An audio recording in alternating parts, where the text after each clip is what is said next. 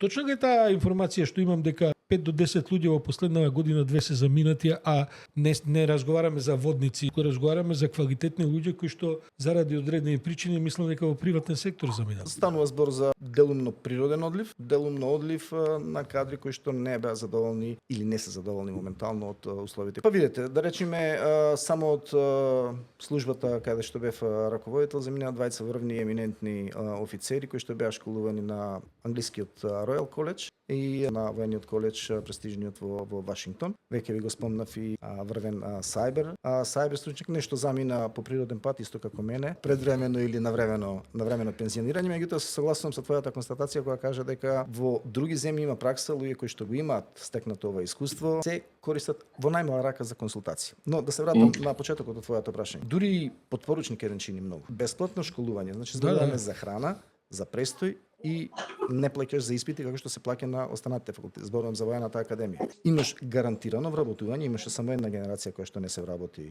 веднаш по завршувањето на воената академија ради некои сосема други причини и ти се овозможени услови за кариерно напредување. Малку која институција и во државата, па дури во други сфери надвор од Македонија ги овозможува овие услови кои што ги овозможува армијата и Министерството за одбрана.